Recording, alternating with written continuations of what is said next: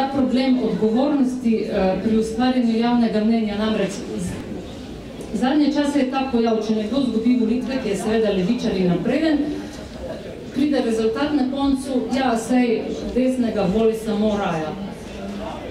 Mene to zelo moti, no, če bi se to dalo kaj še pokomentirati.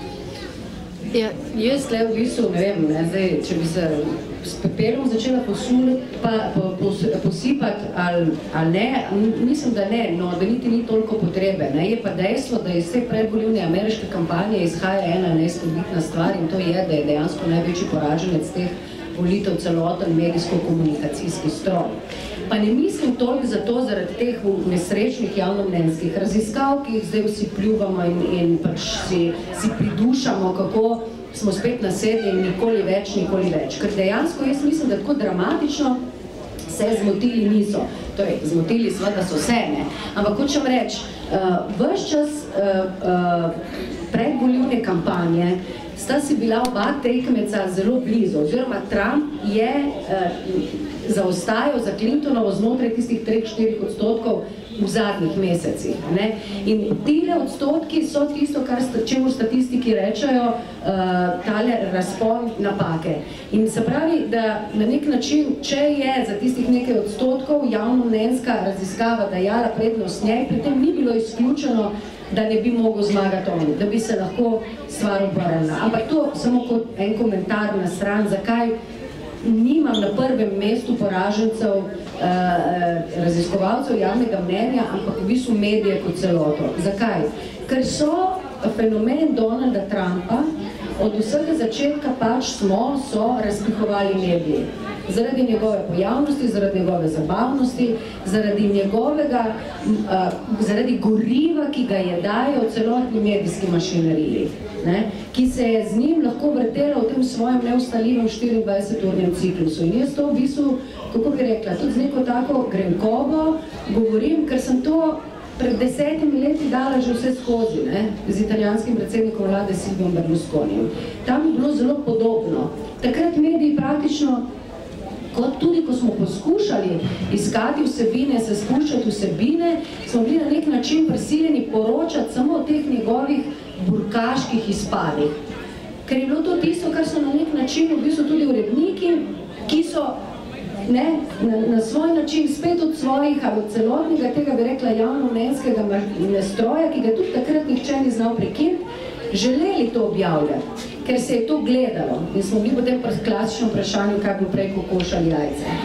Skratka, tukaj se vedno znova ujamemo v nek tak ciklus tega, da kurimo neke stvari, poganjamo neke osebnosti, spodbujamo neko govorico, za katero mislimo, da jo Raja gleda. Vidiš paradoks na tvoje vprašanje. In potem mogoče se kdo na koncu vpraša, Raja je tega človeka izvolila. Ne vpraša se pa, kakšna je bila njegova vloga pri tem celotnem procesu. Ja, mediji so v tem primeru gradili v veliki meri na demonizaciji. Demonizacija, ki pa posledica enega preprostega dejstva, da niso konsekventno razmišljali. Če dam dva primera zelo banalna. Ena je ta njegov govor, kako človek denarja lahko šlata ženske, ali seveda čisti mačizem in seveda neotesanost. Ampak, zdaj, ko bi hotel meriti politike, bi mogel uporabljati ista merilna sredstva na vseh stranih. Trumpovi so prinesli case, kako je gospa Clinton še kot odvetnica branila nekega posiljevalca in ga lepo zmazala. Skratka, zdaj se nas je postavil vprašanje, vse te stvari moramo enako postaviti. Nekdo, ki je pripravljen za denar, braniti nekoga, ki zemljski vzame tisto dostojanstvo, oziroma na drugi strani imamo tega kvantača, ki z denarjem se ni postavlja. Skratka, postaviti bi mogli dve stvari. Naletel sem čestokrat na oceno študija, ko so zračunali, kakšna količina besed je bila pri Trumpu laž.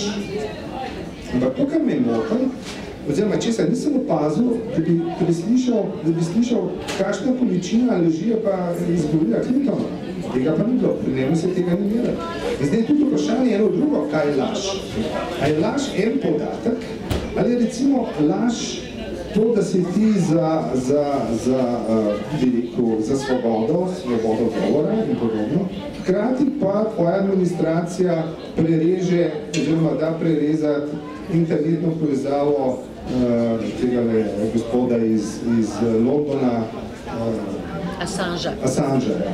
Skratka, to zdaj v konsekventnem razmišljanju o politiki bi mogel razmišljati ne glede, a ti je en politik bolj blizu ali en odvijajoč kot figura, ali ne, bi mogel vse te paradigme nekako tehtati in šele na osnovi njih se ujeti.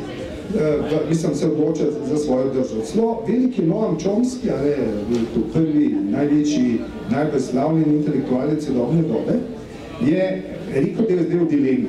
V dilemi Clintonova mu teleša seveda zlo ameriškega vojaškega ekspanzionizma z NATO, z širjenjem NATO skoraj koč do Moskve, ampak na koncu se on odloči, pa prav bom vsem podprl Clintonovo, zato ker Trump je pa proti je ignoranten do te teze oziroma dejstva segrevanja zemlje.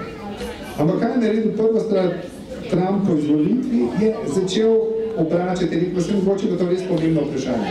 Mogoče pa res ne smemo tega izpustiti. Se pravi, tisto, kar seveda meni manjka, ko se je sploh kazali v tej ameriški kampanji, ki je bila toliko zelo očitna, je, da je ta čustva, kako je nekdo antipatičen, da so bila tako dominantna, da ni bilo znotraj poročanja, razmišljanja in koherentnega mišljenja, da bi stvari tehto in postavljal, ne glede na to, da je en medijsko bolj šik kot drugi.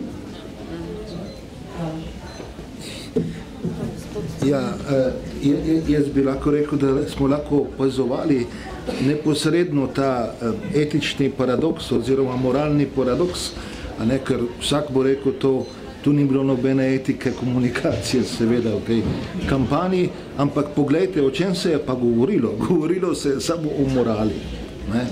To je neverjetno, torej danes dejansko ne rabimo religioznih ustanov, smo verjetno toliko ponotranjili vse vrste moralizmov, da jih lahko mirno, tehnično, virtualno razširjamo. In efekti, se mi zdi, celotnega kompleksa te predvolilne kampanje in vsega skupaj so tu prišli na ta način na dan.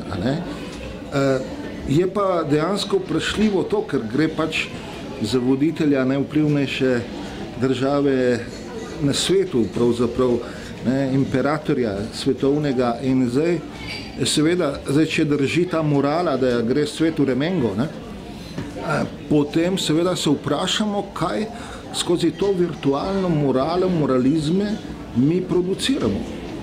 To je ključno vprašanje, in tu recimo zdaj o etiki komunikacije govoriti, recimo kako to razčistiti, odkot se je nabrala ta grozna morala. In to, zdaj se smejemo Američanom, ampak mislim, da veliko bo v večji miri zadeva Evropejce. Mislim, da bojo nasledki Trumpa za Evropo bolj neugodni kot za Američane. To se mi zdi. Vi kot filozof, če zaključimo z eno optimistično mislijo okrog etike komunikacije v bodoče? Ja. Bom citiral Aristotela. Pravi Aristotel, to sem že Meti enkrat povedal v enem intervjuju, pravi Aristotel, ljudje se ne srečujejo kot živina na paši, ampak zato, da se pogovarjajo. Hvala lepa. Tam mi mahajo, da nas bodo izklopili, ker vsaka tudi dobra komunikacija se mora enkrat končati. Hvala, ker ste si vzeli čas, nam prisluhnili. Vas vse vabim, da si kupite knjigo in vzamete dragoceni čas in jo preberete. Mi bomo pa poskrbeli, da bo še kdaj prilika in jo bomo skupaj predebatirali. Hvala.